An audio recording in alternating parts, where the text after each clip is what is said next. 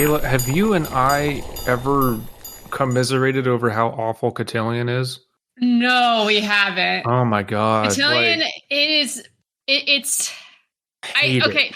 So I'm glad I learned how to ballroom dance. That was the learning how to dance is actually was kind of it was still kind of fun times because it was mostly just chilling with friends and just bullshitting while dancing. That's actually how I ended up meeting my first boyfriend too. Hmm. So the cotillion that I did was it was taught by I don't know if you know who this is. Bobby. Why am I blanking on his name? Fisher, the master? No, I didn't. Wasn't Master of ballroom dancing and chess. Bobby from the Mickey Mouse Club.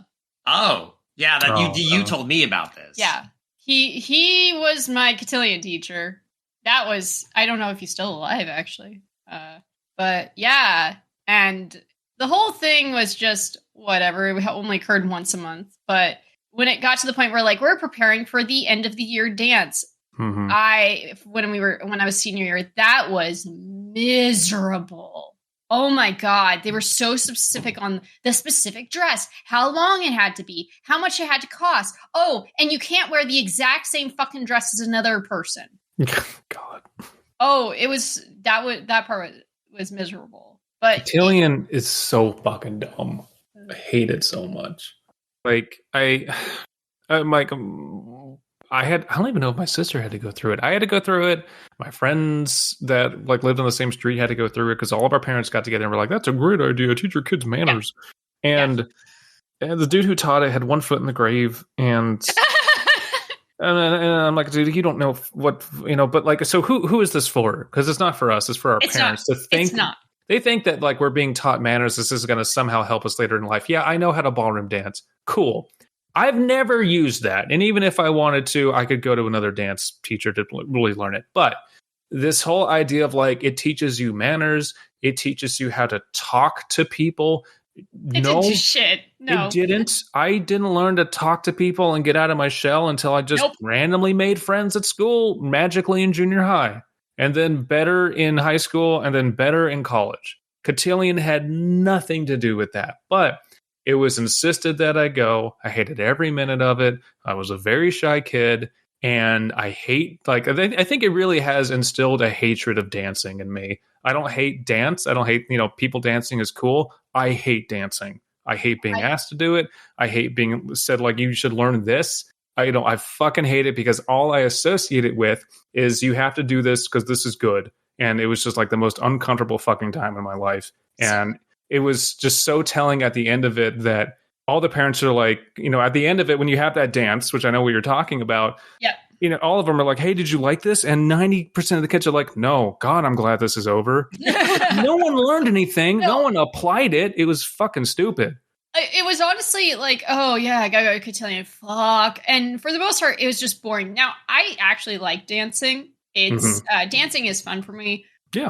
But ballroom dance, and it's like, but it was very repetitive. You do it from like I did it from like 6th grade to like 12th grade. And it's the same shit over and over and over and over. And I think another thing too, how big was your group? Like how big was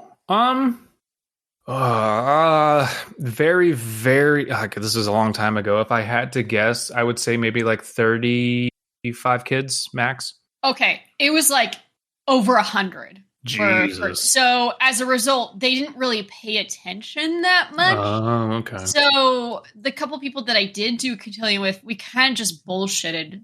Kind of. Like we would just kind of like, all right, whatever. And just like pretend and not really do anything. It's like an unspoken, like, this is fucking stupid to yeah, you too. Yeah. Right? We all have to get through okay, cool. We can get through this together. Yeah, so we're just kind of, there was a couple people that I did do it, that I knew and I did with, we just kind of were just like, okay, whatever. And we shrugged and just got through it and just like chatted our way through and then once the people passed by, we just shut up and then just kept going and then just kept bullshitting our way. Mm-hmm. So it's like, and you're right. It's boring. It's not fun. At least it was once a month for me. I think it was I think it was twice a month, like every other week for us. Okay. Well, ours was only once a month. So you had it a little more worse than I did, I will say. Well, we probably like did the same amount of classes as you, just like faster. That's what I think it was, because we didn't do it forever. How many hours was like your session? Oh God, I was so young. Like at least 2 or something. Okay, ours was like 3 to 4. Ugh, God. So yeah. Oh yeah, it would be like from 6 till 10 at night. It just smacks of like this stupidly outdated yuppie thing to send your kids through. It is. And the only reason, so I'm not rich. I did not grow up rich, but I went to a rich school, and my parents wanted to pretend they were rich. Right. So they sent me to a rich thing. Which is so fucking dumb, because like it's this assumption that, oh well, when they have their big magical mansion and they're hosting people, they'll know how to set the placemats and crap. It's like, bitch, all of us are fucking ordering Uber Eats. No one's doing this. No one's putting on a show. Like and this is, and yeah, I'm talking like now, but at what point did I have like fancy dinnerware? I still don't. Who is this going to benefit? Everything the rich touches is tainted. Oh, right, guys? And also trick of the trade. If you're at a fancy restaurant, you're like, oh, which fork do I eat? Smaller forks are earlier on. The bigger the fork, later on. Outside there you go. in.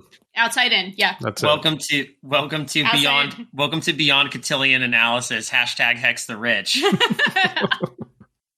Oh man. Outside. It's the opposite of beloved Pixar movie Inside Out. You know what? I will say Cotillion makes sense for people who need to do like reenactments and act for things. I could see that. That is its only purpose these days. I will say, all of ours were also themed too. So at least you had that. Yeah, that I have to say. Like, so, and in every Halloween one, it's like you just came in costume and they just played Halloween songs to dance to, and I'm like, yeah, that's fun. At least I can at least approve of that. Yeah. Fuck me. It's just this. I will say, senior year was the worst one, because that's when they got like, okay, guys, we're watching you carefully now, and I'm like, no. Creepy, annoying, invasive. I hated it. I don't like any of this. I never had to experience that. So let's talk. I'm glad we're all here, and instead we get to talk about more pulp fiction. Let's talk.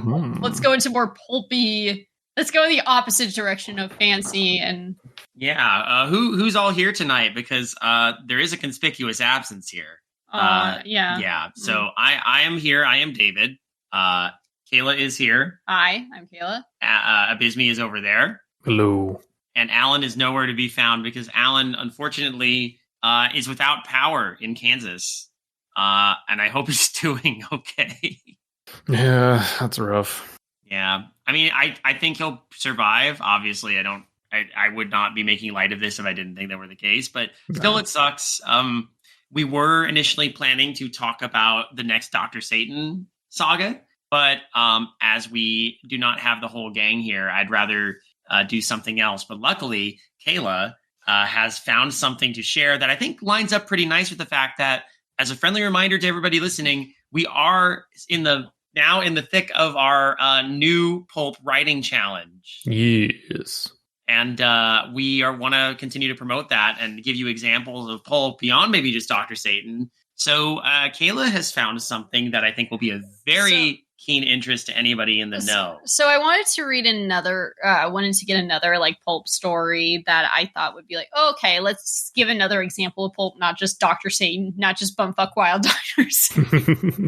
And I mean, we fucking love Dr. Satan. No, we do. But it's like, okay, I want to give another example so people listening can be like, okay, that could be another type of story I could be inspired by. Because that's what the goal of this is, to inspire writers.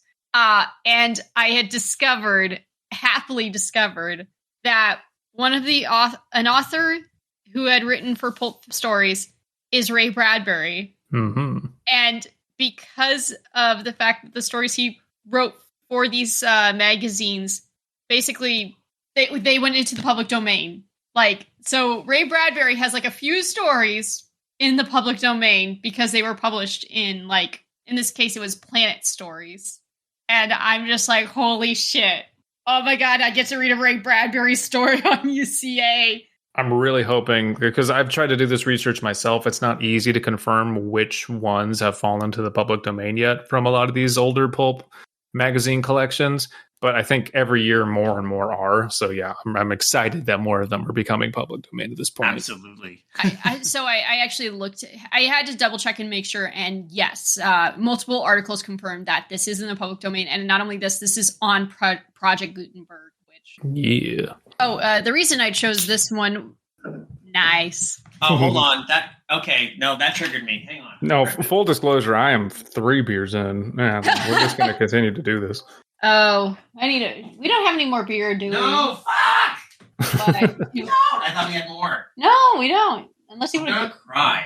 All we have is like liquor. I want. Just put some liquor on ice. Sip it. Just liquor on ice. Yeah. I just thought if we had like a beer, I'd just grab one real quick. It's okay. Yeah, unless you want me to go run over and go grab one. No, we've already padded this out enough. Okay, sorry. Go ahead, hun. You were saying. All right. The reason I chose this story, because there's a few, was this picture here. Ooh. Yeah. If you're listening to the YouTube version of this, I will probably use this as a thumbnail. It's a picture of a girl opening a door, and I think looking at what appears to be either an attic or a basement, and there's a creepy hand coming through, and I'm just like, ooh, that's a monster claw. That's pretty sick. I'm curious, and so by the way, the short story is called 0 Hour by Ray Bradbury. So, and it also seemed fairly short, basically a good length for an undercooked analysis. So.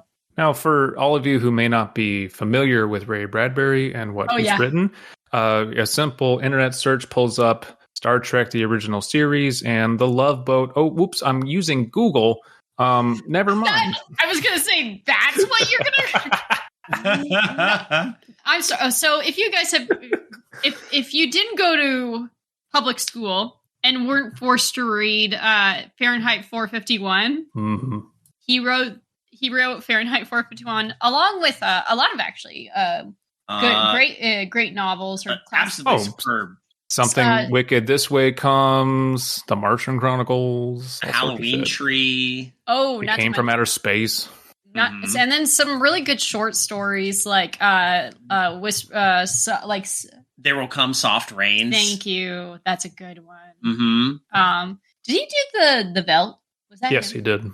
Yeah, that story is dark as shit. Mm-hmm. I have a collection of his stories called Driving Blind. That's a really good collection of stories. Yeah, they have stories with amazing titles like "If MGM is killed, who gets the lion?" I will say, I am grateful. I actually got to meet him before he had passed away. Whoa. I actually do have some signed books on my shelf. So that's awesome. I'm jealous, and I'm glad that they're part of our shared collection now. Yes, it was kind of wild to see him up close. So like at the time he was like in a wheelchair, and very proud of the fact that his stories were published in Playboy. Very proud of that fact, and I'm like, good for you, man. Well, I mean, keep in mind, this guy is so prolific. Rachel Bloom wrote a song about how much she wanted to fuck him. So. Yeah. I you know what? I would recommend that song. Go listen to Fuck Me, Ray Bradbury. I mean, Ray Bradbury was also like a contemporary of August Derleth, who was a contemporary of Lovecraft. Like he goes far back. Oh yeah. He not to mention like Disney fans. I mean, he was one of the head design, like was brought on to consult for Epcot, if I recall. He was actually. Oh. Yeah. It's kind of amazing. And a lot of this stems, at least according to him, from when he talks about some of the inspiration for Something Wicked This Way Comes. It was the idea that when he, as a very young boy, he went to one of those traveling carnivals, met a guy who was Mr. Electrico. And Mr. Electrico, apparently, when he met him as a kid, pointed at him and demanded that he live forever. And boy, I mean, technically he has. I can't think of a better endorsement than Mr. Electrico telling a young Ray Bradbury to live forever. So, listen to this endorsement. Planet Stories proudly presents one of the best science fiction stories we have ever seen. Perhaps you will vote it the best. This is fall of 1947. All right. A fine year, a fine vintage. Yeah. It was a very good year. Oh, these are very, very short paragraphs. Yeah. How do we want to do this? Oh, probably just take a chunk and then pass, I guess. Yeah. Oh, Okay. do we want to roll to see who goes first? Oh, yes. Let me get my D20. Yeah, if you don't mind grabbing yours. Mine is out of reach. Just so you know where. That's a 7 for you. Yeah. Okay. I got 10. 15. All right. Looks like it'll be you, then me, then Kaela. Perfect. Okay. All right. 0 Hour by Ray Bradbury. Oh, it would be so jolly. What a game. Such excitement they hadn't known in years. The children catapulted this way and that across the green lawns, shouting at each other, holding hands, flying in circles, climbing trees, laughing. Overhead, the rockets flew, and beetle cars whispered by on the streets. Is that like a VW bug? Is that what that means? Okay. I believe so, yeah. That makes sense. But the children played on. Such fun, such tremulous joy, such tumbling and hearty screaming. Mink ran into the house, all dirt and sweat. For her 7 years, she was loud and strong and definite. Her mother, Mrs. Morris, hardly saw her as she yanked out drawers and rattled pans and tools into a large sack. Heavens, Mink, what's going on? The most exciting game ever, gasped Mink, pink-faced. Stop and get your breath, said the mother. No, I'm all right, gasped Mink. Okay, I take these things, Mom. But you don't dent them, said Mrs. Morris. Thank you, cried Mink, and boom, she was gone like a rocket. Mrs. Morris surveyed the fleeing tot. What's the name of the game? Invasion, said Mink. The door slammed. Boom, boom, boom. Ooh. And I mean, we already got the fact that it says overhead the rockets flew, which True. That shows some signs of. Are we in an alternate future? Are we in a possible future? Maybe. A future where children actually play outside still, despite the advances of technology? I don't know if that can actually exist. You know this is speculative fiction when children are outside playing. As we go along through this podcast, and if you listen to the Dregs, you'll might even get a sense of this, and or especially even previous Dregs. We are increasingly turning into grumpy old people on the show. It's our time, and I'm living for it. I'm thriving. Absolutely. We finally get to do what everybody did to us. So, in every yard on the street, children brought out knives and forks and pokers and old stovepipes and can openers. Damn. It was an interesting fact that this fury and bustle occurred only among the younger children. The older ones, those 10 years and more, disdained the affair and marched scornfully off on hikes or played a more dignified version of hide and seek on their own. Meanwhile, parents came and went in chromium beetles. Repairmen came to repair the vacuum elevators in houses, to fix fluttering television sets or hammer upon stubborn food delivery tubes. The adult civilization passed and repassed the busy youngsters, jealous of the fierce energy of the wild tots, tolerantly amused at their flourishings, longing to join in themselves. This is the definition of retrofuturism. Holy shit. I'm almost hearing that 50s Jetsons like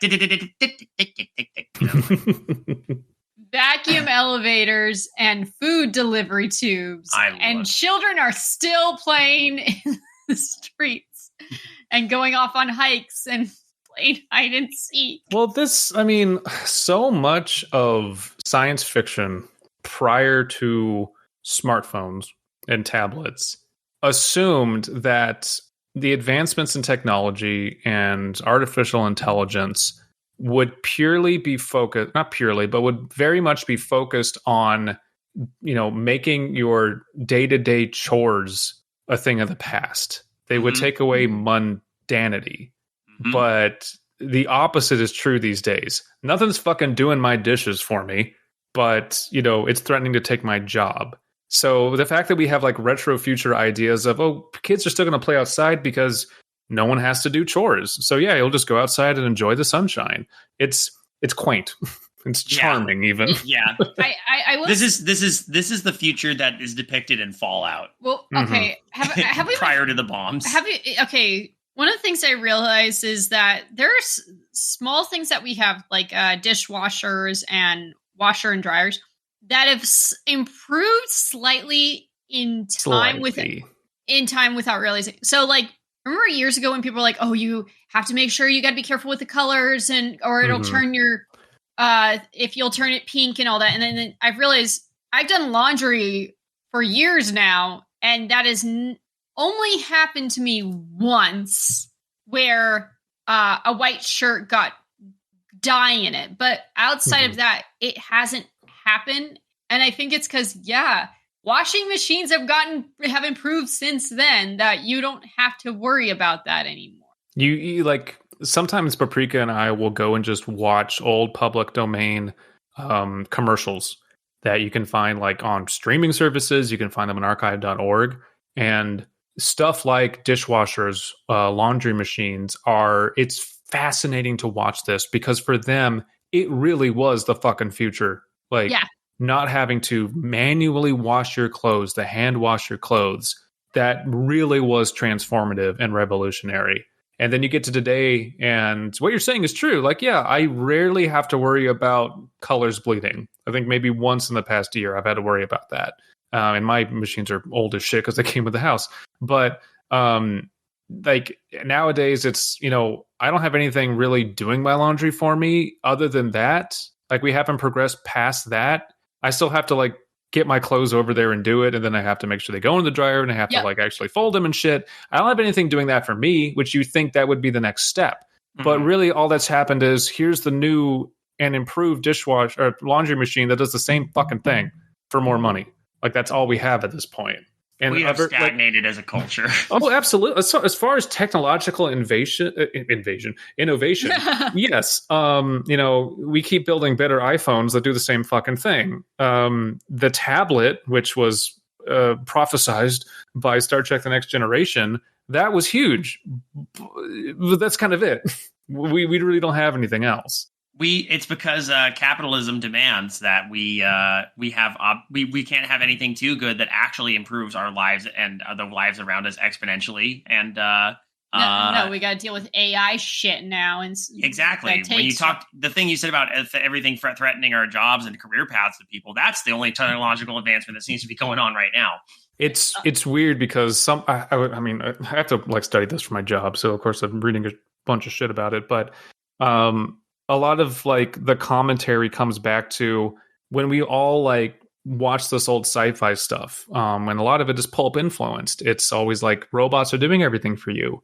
No one really could have imagined what robots would be trained on would be creative stuff, because, and like coding, of course, in math also obviously is part of that.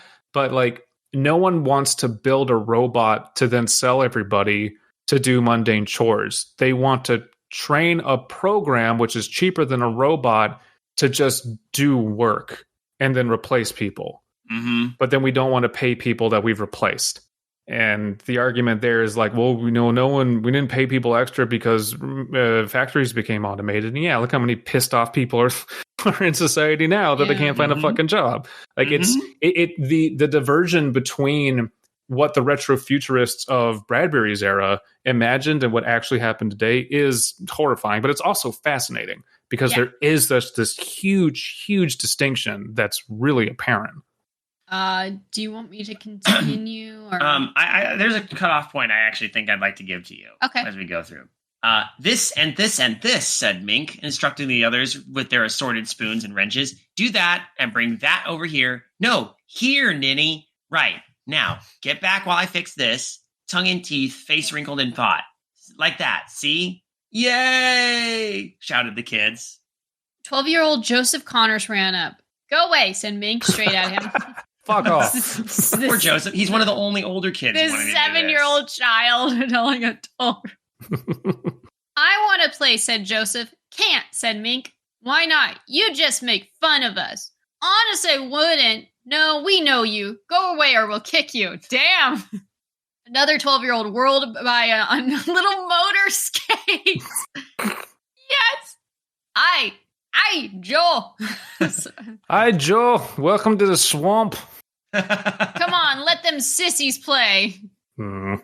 Joseph showed reluctance and certain wistfulness. I want to play, he said. I want you to take over.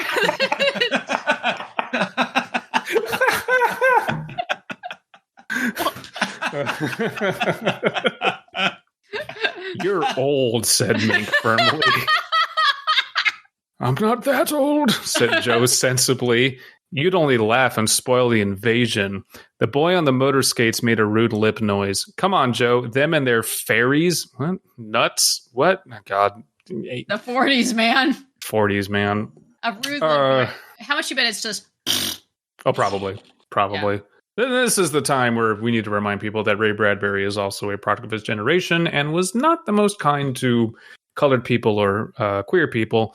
But I mean, that's just comes with the territory. You know, we're not excusing it, but it is there. Yeah. Key thing to point out, though, if anybody who's listening here is planning and participating in our writing challenge. Yeah. No racism. Be better. No discrimination. None of that shit. If you want to address it yes, that's fine. That's fine. In a constructive way. Yes, thank you. Constructive way. That's about it. Yeah. Or even a deconstructive way. Then don't be throwing in the N-word as the name of someone's cat because haha Lovecraft. I'm not going to stand for that. Yeah. Joseph walked off slowly. He kept looking back, all down the block. Mink was already busy again. She made a kind of apparatus with her gathered equipment. She had appointed another little girl with a pad and pencil to take down notes in painful, slow scribbles. That's cute. Their voices rose and fell in the warm sunlight. So, what are they doing? They're playing a game. It's called Invasion. Mm-hmm. And, this is painting a very, very believable scene. And as an I remember... when I was this age and you're just playing pretend, you know, you just grab whatever the fuck you have and you make forts out of like cereal boxes and stuff. And it feels very that. We don't know the actual parameters of the game yet, but it is very just a bunch of young kids are getting together and they're just making up a thing in their head. And it's cute. I like it. I like it too. It seems like they're trying to build something, but I don't even know what they're trying to build. And I kind of like that. It's just kind of just in their head. They know what they're doing. The older kids don't, especially not Joey here.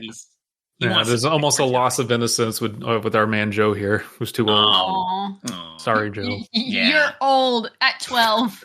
That is how it feels, though, and it's crazy. Like if you're like in 5th grade, the 6th graders, oh no, that's too far removed. If you're a junior, a senior, like they're basically adults to you. And then when you get older, like all that shit just fades. You're like, whatever. Yeah. Here we go. Are you good there? Or? Yeah, I'll pass. I'm reading. This is the first real bulk paragraph we have. Mm-hmm. All around them, the city hummed. The streets were lined with good, green, and peaceful trees. Only the wind made a conflict across the city, across the country, across the continent.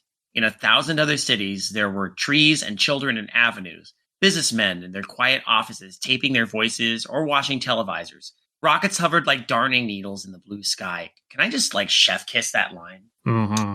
I love that. There was the universal, the quiet conceit and easiness of men accustomed to peace. Quite certain there would never be trouble again. Arm in arm, men all over Earth were a united front. The perfect weapons were held in equal trust by all nations. A situation of incredibly beautiful balance had been brought about. There were no traitors among men, no unhappy ones, no disgruntled ones. Therefore, the world was based upon a stable ground. Sunlight illuminated half the world, and the trees doused in a tide of warm air. This really is speculative fiction. There's a common refrain with today, I would say, and probably back then too. I don't know. Like back then, I swear, because they actually went through World War conflicts. Hoping for peace was something that people actually, like reasonable people, wanted. Mm-hmm. And nowadays, if you say maybe all the governments of Earth should get together and work together, and we should, try to have equal societies and, cooperation. Well, that sounds like a one world government, and then blah, blah, blah, blah, all this shit will happen. And I'm wondering if this is Ray Bradbury saying this kind of Pax Terra is a good thing, or if it leads us completely open to invasion and we weren't prepared, or if we are prepared for invasion. I don't know. I'm curious what angle this is going to take. Yeah, I'm very curious now because this does sound. And I just again, some of the lines in Bradbury was such a fucking master. Great writer. Mm-hmm.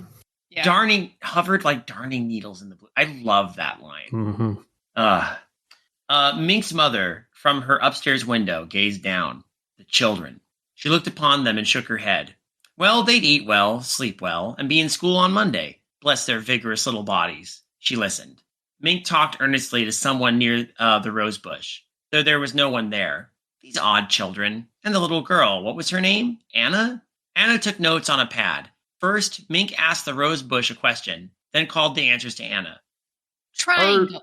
Are aliens talking to the kids and they're taking secret messages? I think so. They can only certain kids can perceive them, maybe? Oh, that's cool. Like that's why it has to be younger kids. Only the younger kids can. Dude, that's a fucking oh man, I can't remember names anymore. What's his face that does stupid ass twists in all of his movies? Oh, M. Night Shyamalan? That's like a Shyamalan movie that I would love, like an actual like movie I would watch. And like I know he did Signs, but like this concept is great because it really just is like parents not understanding what their kids are doing, and you won't until it's too late either. And that would be a really fun movie. Oh yeah, I mean, honestly, yeah, I'm surprised. You know, I guess we'll see how it goes, but I'm surprised. Like on that conceit, has this ever been adapted? I would be curious. I don't know. It does into another medium. I feel like this would have been a Twilight Zone episode. Oh, probably something like that. Yeah, but like a major studio release, or even like I don't know, fucking Blumhouse could do this for all I care. But this is just such a nice idea. Triangle, said Mink. What's a try? Said Anna with difficulty. Angle? Never mind, said Mink. How you spell it? Asked Anna. Tri, spelled Mink, slowly then snapped. Oh, spell it yourself. And she went on to other words. Beam, she said. I haven't got try, said Anna. Angle down yet. Well, hurry, cried Mink. Mink's mother leaned out the upstairs window. Angle, she spelled down at Anna. Oh, thanks, Mrs. Morris, said Anna. Certainly, said Mink's mother, and withdrew laughing to dust the hall with an electro-duster magnet. Yeah! Oh my god, I fucking built that in freshman fucking science.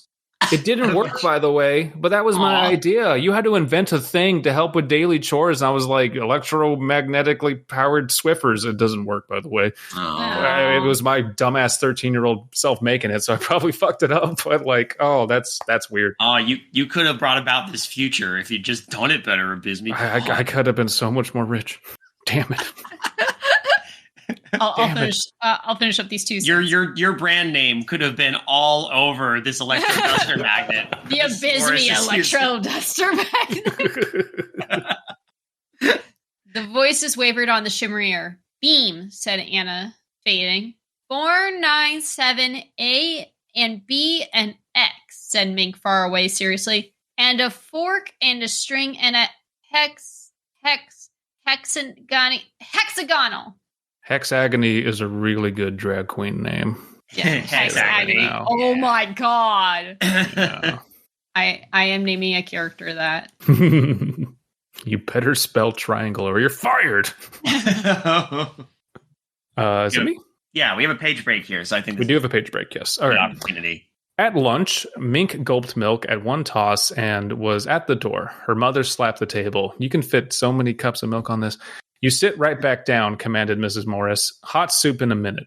She poked a red button on the kitchen butler, and 10 seconds later, something landed with a bump in the rubber receiver. We have that, essentially. That actually kind of came true.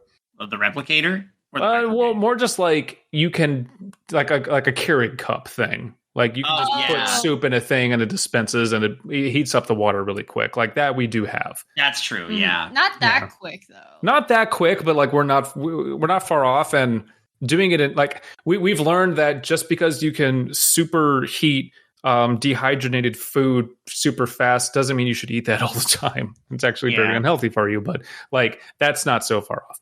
Mrs. Morris opened it, took out a can with a pair of aluminum holders, unsealed it with a flick, and poured hot soup into a bowl. During all this, go ahead.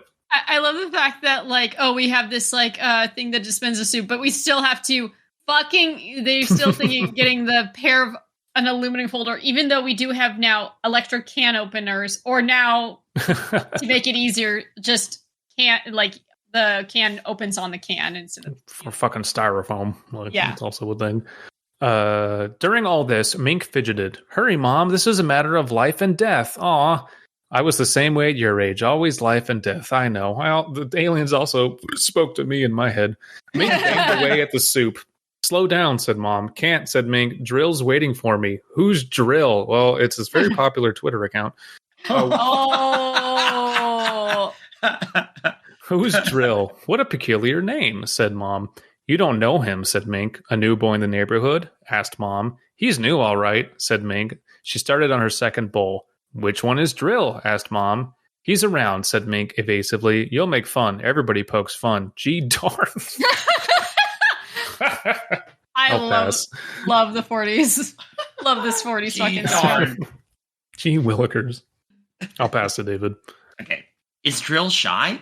Yes. No, in a way. Gosh, Mom, I gotta run if we want to have it.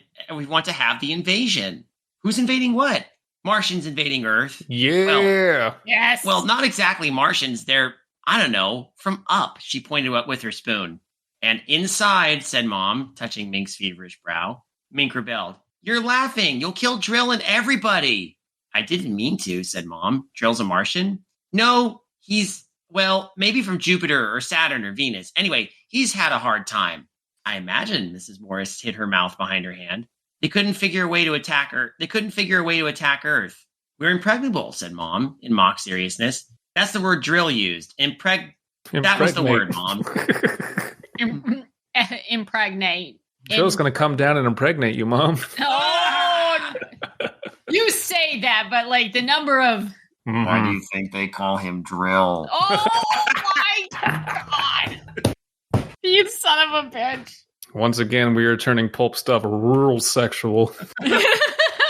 I mean, Bradbury did write for Playboy. Just true. Yeah, that's true. He was very proud of it. Mm-hmm. My. Drill's a brilliant little boy. 2-bit words. They couldn't figure a way to attack Mom. Drill says, in order to make a good fight, you have to have a new way of surprising people. That way you win. And he says also you got to have your help from your enemy. There it is. I'll pass it to you, Kaela. A fifth column, said Mom. Yeah, that's what Jill said. And they couldn't figure out a way to surprise Earth or to get help.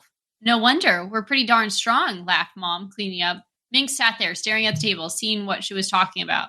Until one day, whispered Mink melodramatically, they thought of children. Oh, no. Okay. She's just explaining it now. Well, said Mrs. Morris brightly. And they thought of how grown-ups are so busy they never look under rose bushes or on lawns. Only for snails and fungus. And then there's something about dim-dims. Dim-dims? Dimensions? 4 of them. And there's something about kids under 9 and imagination. It's real funny to hear Drill talk. Mrs. Morris was tired. I know how you feel, Mrs. Morris. Well, it must be funny. You're keeping Drill waiting now. It's getting late in the day, and if you want to have your invasion before your supper bath, you better jump. Supper bath. Oh my God. I'm gonna bathe you in tomato soup. She just completely explains. Yeah. This, all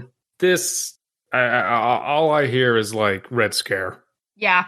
Yeah, that's kind of it. Which, I mean, man, I remember Red Letter Media saying, we're not going to review all those old sci-fi movies because it's just fears of communism. And they're right on certain counts because, yeah, they're coming to take our children. They're insidious. It's going to be where you wouldn't think to look. And your kids are going to these liberal schools, blah, blah, blah. But, I mean, again, this is the territory. I'll take it at face value, at least here, and just assume, even though we get kind of the subtext going on. I mean, the thing is, I'm going to vote for the Martians. No, I'm going to vote for the Venusians or the Saturnians, whichever one they're from. I don't care. I'm going to vote for them. Or the Jupiterians? Yeah. Or the amazing centrifugal blute crooners from Alpha 10. Have I ever talked about Sun Ra on the show before? Oh, no, but you've certainly talked about Sun Ra with us. Sun Ra was a jazz musician, a very experimental one that was active from like the 60s to the 90s, I think.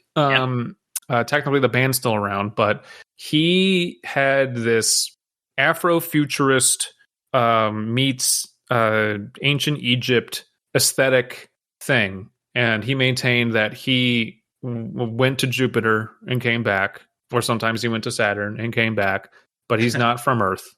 And he was incredibly philosophical, and he was very kind of like political adjacent during the, especially during the 70s, because that was the era of like the Black Panther movement and all that. Yeah. And really has like, other than just, not for everyone, I fucking love his music, but when he talks about, you know, people leaving Earth or other aliens coming down from Earth, it's really hard not to just root for extraterrestrials the entire damn time. And I think a lot of what he was making as far as sci-fi is very much a response to this, which is it's very xenophobic. Things from other planets are to be worried about. They are going to invade. They are, or at the very least, like, we don't understand them and we have to go probe and figure it out. Like the Martian Chronicles, I've read a little bit of it. It's a bit, more forgiving in that, but so much of just like stuff during the 40s and 50s is, you had the atomic scare, you had the Red Scare, and so much of what's and I love watching these movies. They're fucking adorable, but yeah, so much of it is like, well, we landed on Venus and everything's trying to kill us. It's never, we landed on Venus and, oh, what a fascinating civilization. It's a little tired. I mean, this is why Star Trek is such a feat, if you think about it. Roddenberry was a fuckhead in a lot of regards. Well, let's not mince words. Roddenberry was an absolute piece of shit in a lot of ways. Yeah, but his utopian vision for like things could be different is something that science fiction has utterly lost, and I really bemoan and mourn its fate, because it's hard to find things that are utopian or optimistic. Which, of course, utopias are not attainable. That's not the point, but if you put optimism out there to inspire people, that can inspire people. It does, and it does. I mean, God, the fact that Star Trek had such a effect on, I mean, the civil rights movement, for fuck's sakes. I mean, Martin Luther King Jr. was a Trekkie, and that that actually led to like him talking to Nichelle Nichols and saying, no, you have to stay on the show, you inspire people. And then she went on to help find people people of color and all that to join the space program. And goddamn. It is like, there's so many, like, I remember there's an episode of TNG where Riker wants to bone someone, of course, because he's Riker. That's like every other episode. It's Riker. It's Riker, where Riker is always watching. But look, if I was in the TNG universe and Riker said, "Will you sleep with me?" I'm like, do I have a choice? I mean, yeah, of course I'm going to. Am I a secondary character in this episode? Yeah, I guess I am. Better be fucking good. But there was an episode where they encountered a planet of people who were non-binary. Like they had a completely different view of gender, and he was just into one of them, regardless of any preconceived notions. And then again, it is Riker's. And it is Riker, because he's going to fuck anything that moves. But it's like, that was like the 90s. We were supposed to be having these conversations, and only Star Trek was anything close to being like, popular and public about it. Yeah. And yeah, man, I just I miss a good sci-fi. But anyway, this is why I do also have an appreciation for Twilight Zone, because this was in the middle of the Red Scare, and they decided to go for episodes that were more like, look how stupid this is. Cerebral. Look at, like, it's less like, oh, but what if it's the Red Scare, and more like, wow, look at you guys. I mean, look at what fear does to people. Exactly. And it's funny because people will point back to it, going like, in the good old days where the television was better, like, bitch, you had the Twilight Zone, which literally disagrees with you. Yeah, Were you not paying attention? Did you not? I agree, Gracie. Anyway, where were we? I think we're at, do I have to take a bath? Oh, yeah. Do I have to take a bath? Is that me or you? I just read. I just read. So it would be, no, it's Abysmii. Okay. Do I have to take a bath? Growled Mink. You do. Why is it children hate water? No matter what age you live in, children hate water behind the ears. Drill says I won't have to take baths, said Mink. That is not true. I loved baths.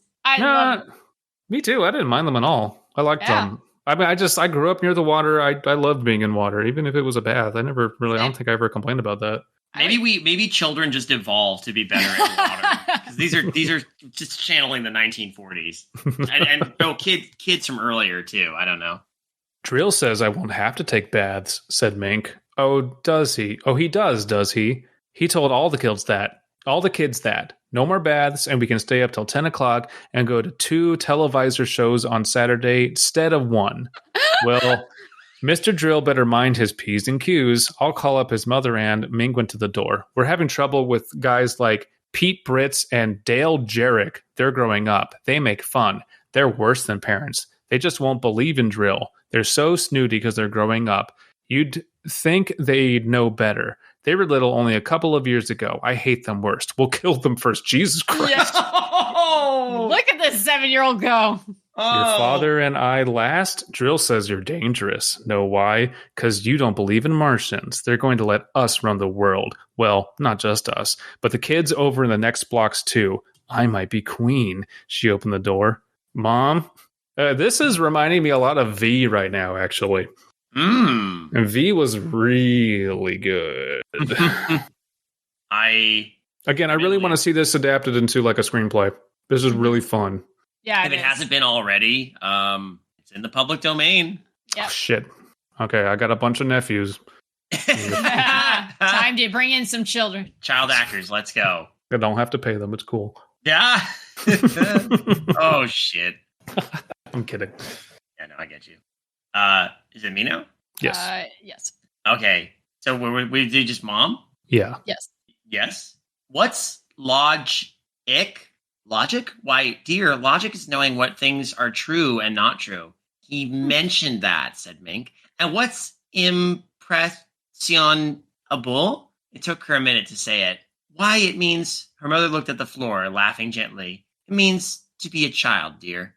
Thanks for lunch. Mink ran out, then stuck her head back in. Mom, I'll be sure you won't be hurt much, really. Well, thanks, said Mom. Slam went the door. Holy shit. Oh boy. This is dark. Mrs. Morris, you got to get the fuck out of there. Yeah. Hey gang, brace yourselves. I'm reading a little ahead, and I see. Oh, not good stuff. Yeah, feel free to skip or like change it. Yeah. Well, we only have 3 page breaks left. Yeah. I mean, look, again, this is why we want to point these out. Anyway. I mean, it's not as bad as the White Worm. No, yeah, oh God. But yeah, forewarning, there's insensitive language coming up. Future more be prepared to work around this, please. But anyway, Kaela, do you want to? Oh, is it my turn? I'll pass to you because it's a page break. At 4 o'clock, the audio visor buzzed. Mrs. Morris flipped the tab. Hello, Helen, she said in welcome. Hello, Mary. How are things in New York? Fine. How are things in Scranton? You look tired. Okay, now this is the thing. Scranton. Ohio. Oh boy. This is actually because look at how we talk with our friends now. So do you. Oh wait, how are things in Scranton? You look tired. So do you. The children underfoot, said Helen. Mrs. Morris sighed. My Mink too. The super invasion. Helen laughed. Are you kids playing that game too? Lord, yes. Tomorrow it'll be Geometrical Jackson, motorized hopscotch. Were we this bad when we were kids in 48? Worse. Okay. Insensitive term for Japanese people and Nazis. Thank you. Don't know how my parents put up with me. Tomboy. Parents learn to shut their ears. When tomboys are around, I just don't listen. Yeah. A silence. I'll throw it to you. Yeah, Abby. Oh, what's wrong, Mary? Asked Helen. Mrs. Morris's eyes were half closed. Her tongue slid slowly, thoughtfully over her lower lip. She jerked. Oh, nothing. Just thought about that. Shutting ears and such. Never mind. Where were we? My boy Tim's got a crush on some guy named Drill. I think my boy Tim's got a crush? What? Yes! Yes! Yes! Go! I don't know, how to read this other than, yeah, Tim's got a crush on a boy. Yes! I mean, we all have a crush on Drill, let's be honest. Yeah. My boy Tim's got a crush on some guy named Drill, I think it was. Must be a new password. Mink likes him too. Didn't know it got as far as New York. Word of mouth, I imagine. Looks like a scrap dive. I talked to Josephine and she said her kids, that's in Boston, are wild on this new game. It's sweeping the country. Kids are calling it drilling. What you need to know at 5. At this moment, Mink trotted into the kitchen to gulp a glass of water. Mrs. Morris turned. How are things going? Almost finished, said Mink. Swell, said Mrs. Morris. What's that? A yo-yo, said Mink. Watch. She flung the yo-yo down its string. Reaching the end, it vanished. And I'll pass. See? Said Mink. Oh! Dribbling her fingers, she made the yo-yo reappear and zing up the string. Do that again, said her mother. Can't. 0 hours, 5 o'clock. Bye. So Mink they're plonking things in and out of dimensions. Interesting. Ooh. They're not interplanetary invaders. They're interdimensional invaders. Maybe. Yeah, because they mentioned the 4th dimension, time. Yeah, there it is. On the crush thing, I think that at the connotation was probably like, again, much different at the time. Yeah, no, I think it's just like fascination or like whatever current trend they're in love with. I don't think it's actual crush, but no, you're wrong, Story. Sorry. Yeah. Can we pretend that this is clearly they said they were kids in 48 and these are grown women. So we're looking at what so if they're like 70s, 80s, 90s? Like 50s? No, sorry, you're right. No, they were kids. So we're looking at maybe the 80s. So this 68, I would say. So like if they were like 7 at this time, and then they probably have their kids at like what, 20? I'd probably 65, 68 around there, because people married and had kids a lot younger back then. So late 60s, early 70s. I would say. That makes sense. I think late 60s. Okay. On the audio visor, Helen laughed. Tim brought one of those yo-yos in this morning, but when I got curious, he said he wouldn't show it to me. When I tried to work it, finally, it wouldn't work. You're not impressionable, said Mrs. Morris. What? Never mind. Something I thought of. Can I help you, Helen? I wanted to get the black and white cake recipe. Okay, which side is Ray Bradbury on? Because that's either a Freudian slip or intentional.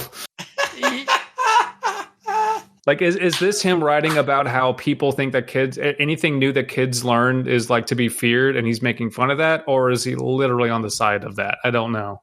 I don't know. If I recall, he wasn't Ray Bradbury more liberal, if I recall? He was until he was like, political correctness is the real enemy. Like, people are complicated. Yeah. Hence why I'm bringing this up. I really don't know if he's lampooning this or if this was just the zeitgeist of the era and he's kowtowing to it. I don't know. It's hard to say. We should probably get to the end and see. Yeah, I'm gonna pass. I'm gonna throw this over to you now, Kaela, since it's another page break. Okay. The hour drowsed by. The day waned. The sun lowered in the peaceful blue sky. Shadows lengthened on the green lawns. The laughter and excitement continued. One little girl ran away crying. Mrs. Morris came out the front door. Mink, was that Peggy Ann crying? Mink was bent over in the yard near the rose bush. Yeah, she's a scare baby. We won't let her play now. She's getting too old to play. I guess she grew up all of a sudden. Is that why she cried? Nonsense. Give me a civil answer, young lady, or inside you come. Mink whirled in consternation mixed with irritation. I can't quit now. It's almost time. I'll be good. I'm sorry. Did you hit Peggy Ann? No, honest. You can ask her. It was something, well, she's just a scaredy pants. The ring of children drew around Mink when she scowled at her work with spoons and a kind of square-shaped arrangement of hammers and pipes. There and there, murmured Mink. What's wrong? Said Miss Morris. Drill's stuck. Halfway. If we could only get him all the way through, it'd be easier. Then all the others could come through after him. Can I help? No, thanks. I'll fix it.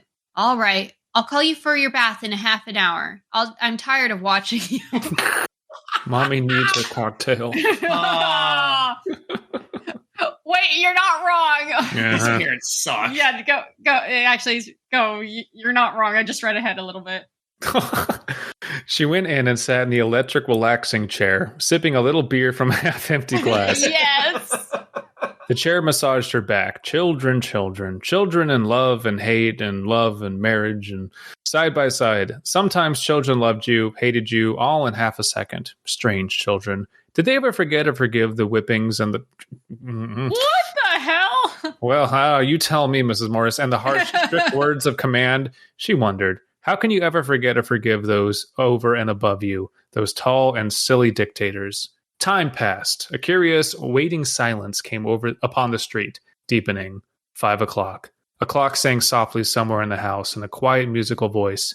5 o'clock, 5 o'clock, time's a-wasting, 5 o'clock, and purred away into silence. 0 hour. Mrs. Morris chuckled in her throat. 0 hour. I'm picturing a literal cat clock doing this too. As it purred away. I will pass. Thank you. A beetle car hummed into the driveway. Mr. Morris. Mrs. Morris smiled. Mr. Morris got out of the beetle, locked it, and called hello to Mink at her work. Mink ignored him. He laughed and stood for a moment watching the children in their business. Then he walked up the front steps. Hello, darling. Hello, Henry. She strained forward on the edge of the chair, listening. The children were silent. Too silent. He emptied his pipe, refilled it. Swell day. Makes you glad to be alive. Buzz. What's that? Asked Henry. I don't know. She got up, suddenly, her eyes widening. She was going to say something. She stopped it. Ridiculous. Her nerves jumped. Those children haven't anything dangerous out there, have they? She said. Nothing but pipes and hammers. Why? Nothing electrical? Heck no, said Henry. I looked. She walked to the kitchen. The buzzing continued. Just the same, you'd better go tell them to quit. It's after 5. Tell them. Her eyes widened and narrowed. Tell them to put off their invasion until tomorrow. She laughed nervously. The buzzing grew louder. What are they up to? I better go look, all right? The explosion. Hell yeah. Tell them to put off their invasion until tomorrow is a beautiful line. Yeah. That might have to be the name of one of my next noise albums. God damn, that is good. That's, yeah. It's all you, Kaela. The house shook with a dull sound. There were other explosions in other yards on other streets. Involuntarily, Mrs. Morse screamed. Up this way, she cried senselessly, knowing no sense, no reason. These foolish women, you know. One of them fainted and rolled back down the hill. Yeah. Perhaps she saw something from the corner of her eyes. Perhaps she smelled a new odor or heard a new noise. There was no time to argue with Henry to convince him. Let him think her insane. Yes, insane. Shrieking, she ran upstairs. He ran after her to see what she was up to. In the attic, she screamed. That's where it was.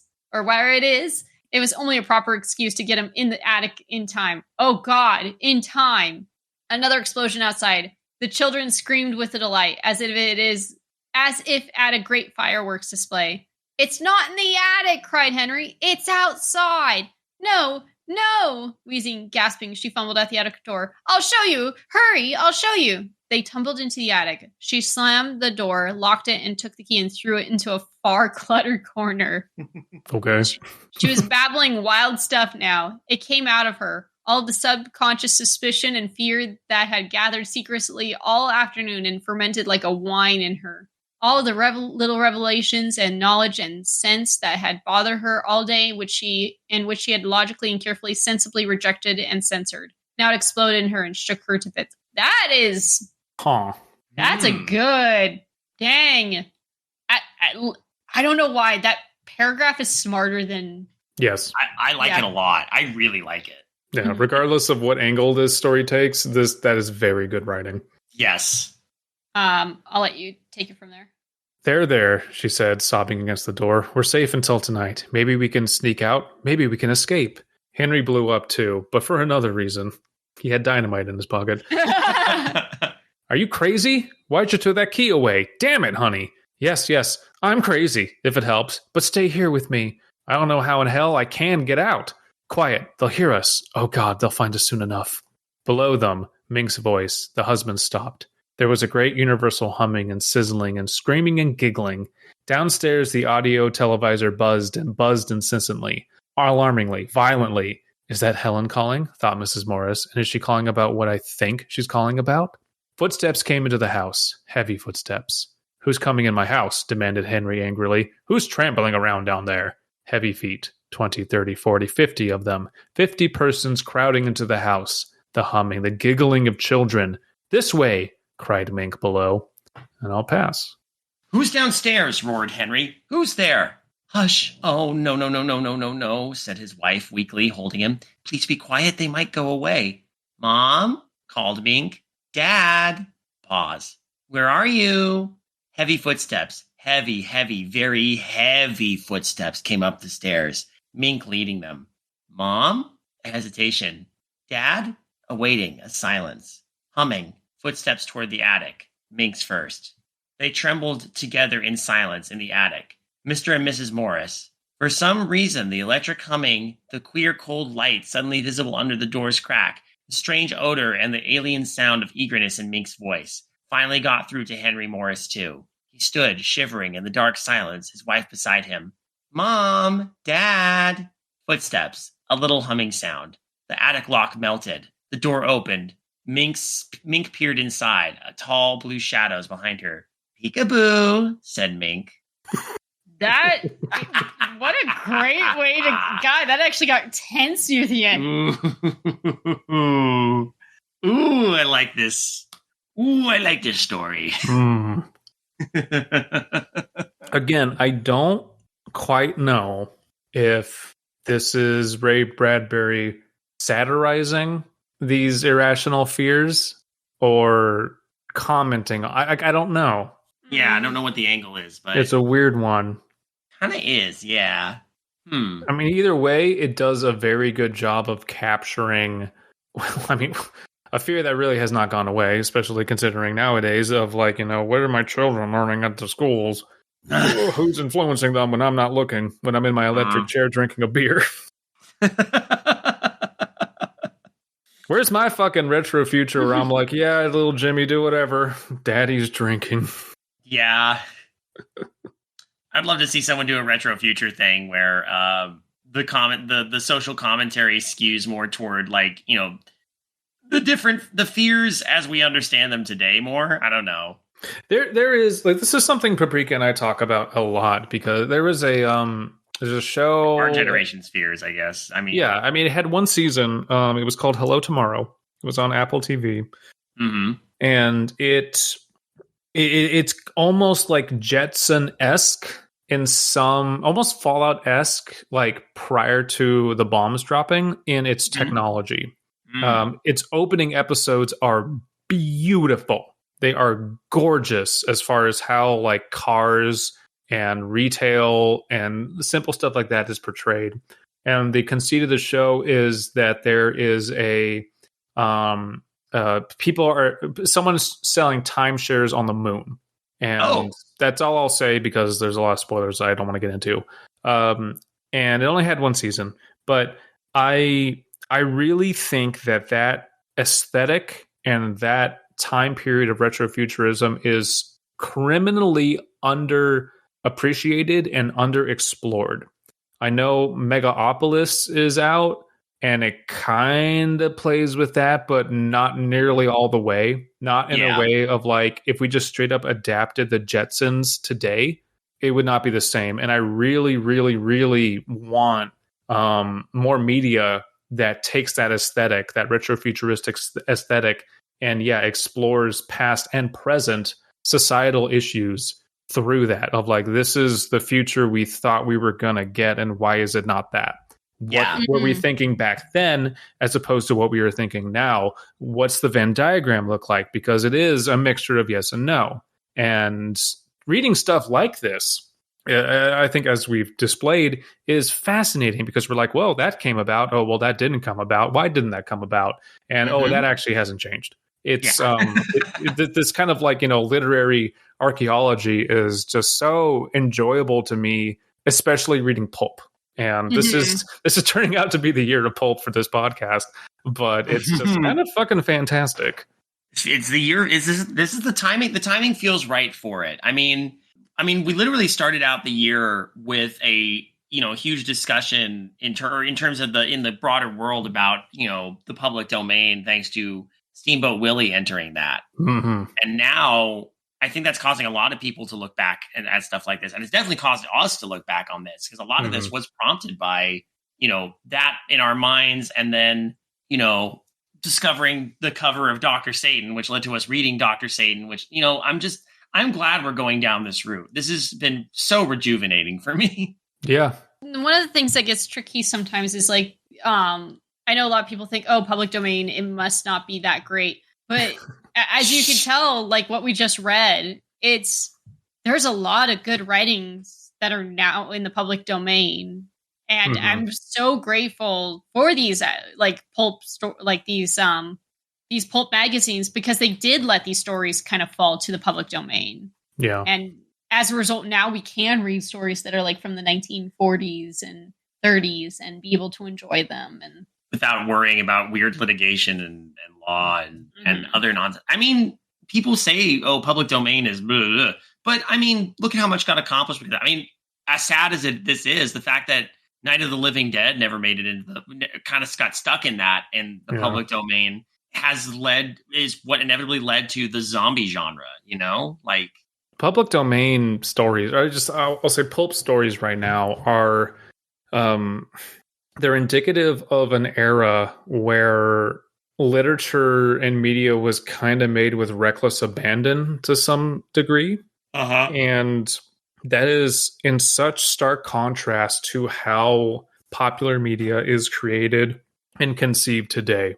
You can make the argument that there are some standout examples that, are kind of weird and out there, but most of what you see and consume is made by committee. It is, like in music, everything is running into playlistification. Everything has to fit a mold. Stuff that gets greenlit has to, make a certain amount of money back. And everything is just so codified. And this is an era of pulp where people just wrote whatever the fuck for the most part. Yeah. And it's incredibly refreshing because even as we were going through like creepypasta and other online fiction in previous years, things really started to become really formulaic. There was it's the homogenization of art. Yeah. And No Sleep as an example. And if you like No Sleep, more power to you. But like there's just like everything just felt like the same fucking type of story.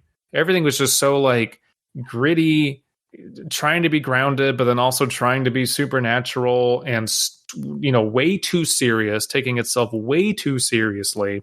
And also trying to generate interest in having it be like a fucking saga. Everything had to be a saga. Everything had to be a saga. Exactly. It is interesting right now, like as we're setting up this pulp writing contest, because you have people like, okay, well, what constitutes pulp? And I'm like, that's a good question. It is, because it's like, well, because I've had people say, well, could I do it in this way? I'm like, yes, you can. Or could I do it in this way? I'm like, yeah, you can. You just, it's pulp is like a vibe, I guess. Yes.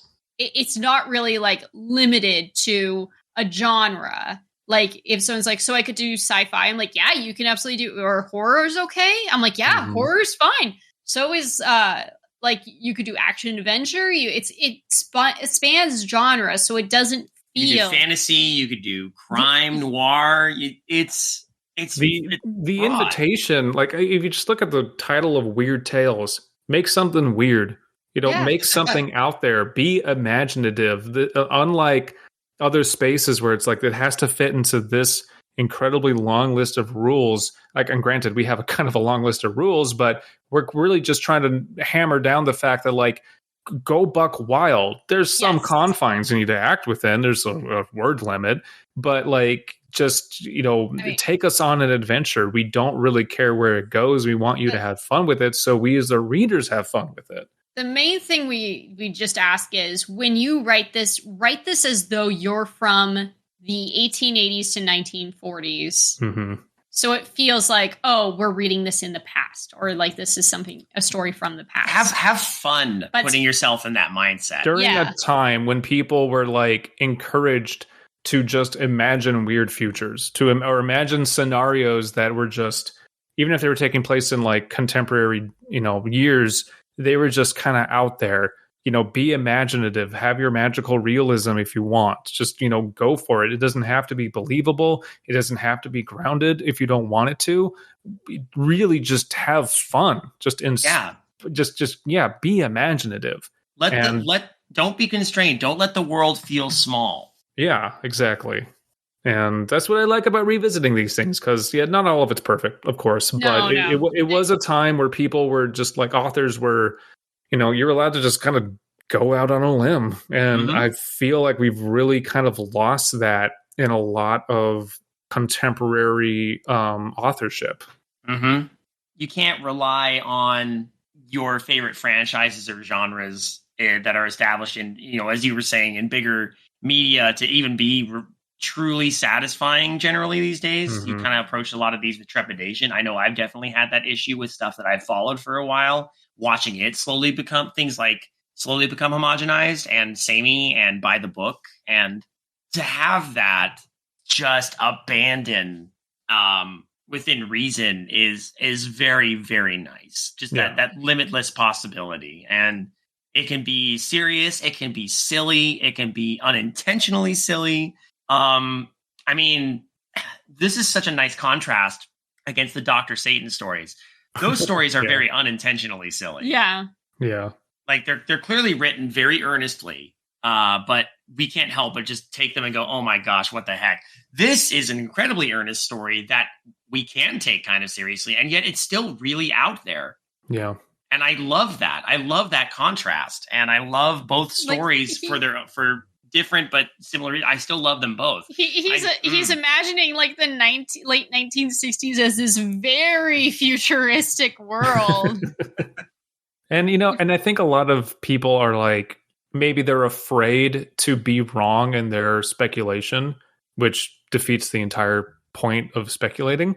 I think a lot of writing and just like, I guess just media these days is so...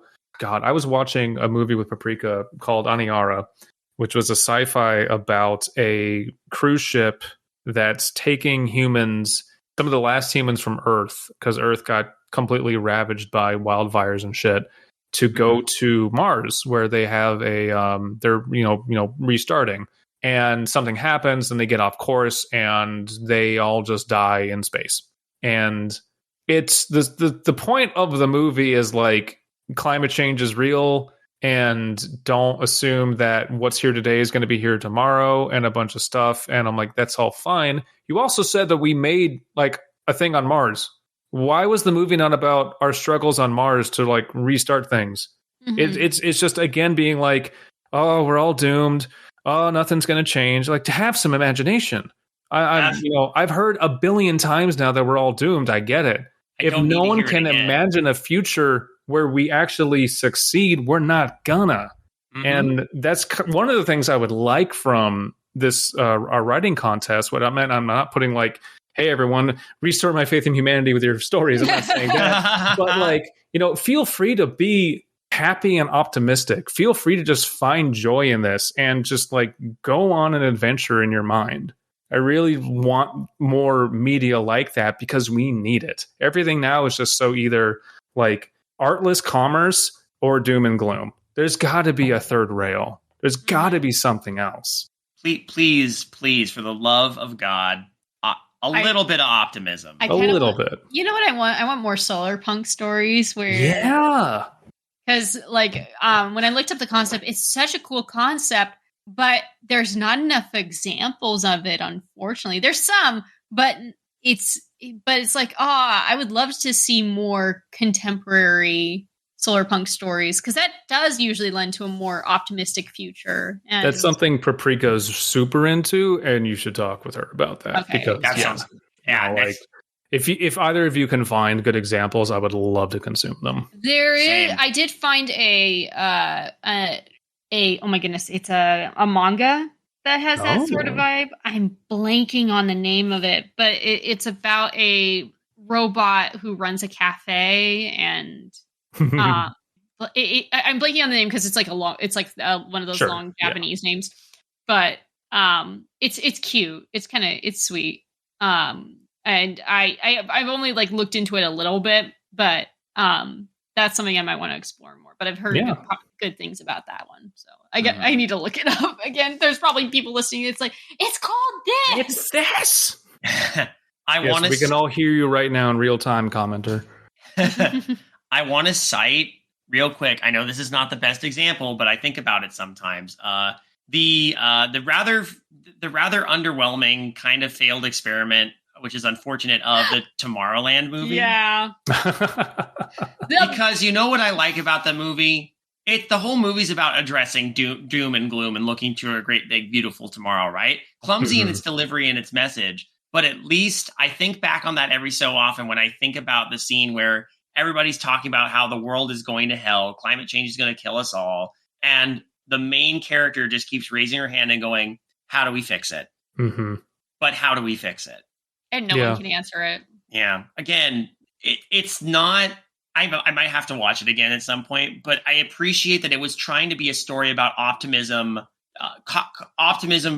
toward the future and looking for solutions, as opposed to the pessimism that drags you down and says, we're all doomed. Honestly, the best part of that movie is when she sees the vision of the quote unquote Tomorrowland, because it's so beautifully like filmed and everything. The rest of the film, all the stuff with the New York World's Fair in 1964, I really liked too. That's true too. But the movie as a whole is a mess. This is what happens when you get a lot of creative people. Okay. So you know how there's that idea where like, oh, if these creative people just have more freedom, they could have a better movie. That's what they did with this film, and it just didn't work, unfortunately. I'm so mad they killed Hugh Laurie instead of finding a way to redeem him. Because talk about a good message of optimism. You take the person who's a pessimist, and instead of killing you off, you find a way to turn him around. Mm-hmm. It's kind of related, but like John Carter of Mars, which like talk which about is a Burroughs story. I wish that, because everyone loved working on that movie apparently, and they wanted to make it a trilogy, and it just flopped because it was just, I mean, no one cares about Pulp except, the three of us and everyone connected to us. It's also the fact that movie was not marketed at all. No, the amount of sci-fis I've loved that are just marketed fucking terribly. I'm looking at you, Annihilation. And I was like, God damn it, I wish there was 3 movies of this, because it's just so fun. And for a company that's, monetizing fun, why did that one have to fail? Why do these fun things have to fail? I don't know. Okay, you know what? I know this is something completely different, but speaking of movies that came out at the wrong time, is very underrated and is actually very funny and smart. Go rewatch Josie and the Pussycats. That movie is that movie slaps, dude. Hard. You know what? I will absolutely go watch that. So when it came out, people took it at face value, and they're like, "This is stupid."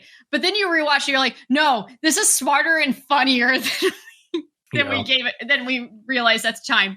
It just came out at the wrong time." It sucks when that happens, but yeah.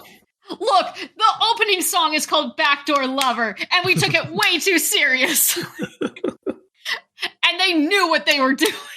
I'm gonna go rewatch that right now. Yeah. There you go. Okay. Anyway. Do we want to give this story a freshness rating? I think we've already pretty much done that. Yeah. Yeah. No, we've done that. Okay.